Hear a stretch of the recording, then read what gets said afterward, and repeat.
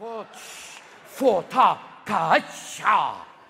China is now outsourcing many American products as we speak. You send us your cat food, we send it back to you. Sorry about Kitty. We make your toys. Oh, Timmy can't take lead. How sad for him. And now Chinese families are adopting American lesbians. Payback is a bitch. Now!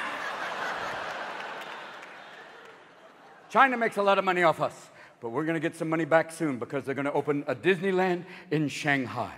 It'll be cool. It'll have characters like Mickey Mouse. There'll be Duck Xiaoping. You go down Main Street, there'll be 12 Donald Ducks hanging upside down in the market. That'll be cool.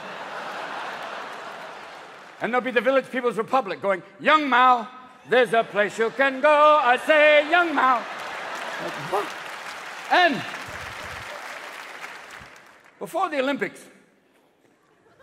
the Tibetans were demonstrating against the Chinese.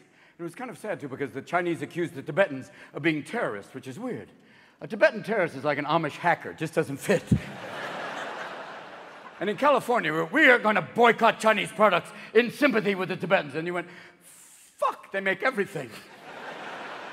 And they even make the Free Tibet stickers, so it's fucking insane.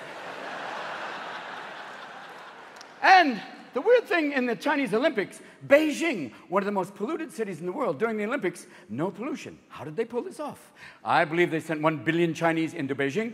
Everyone breathe in.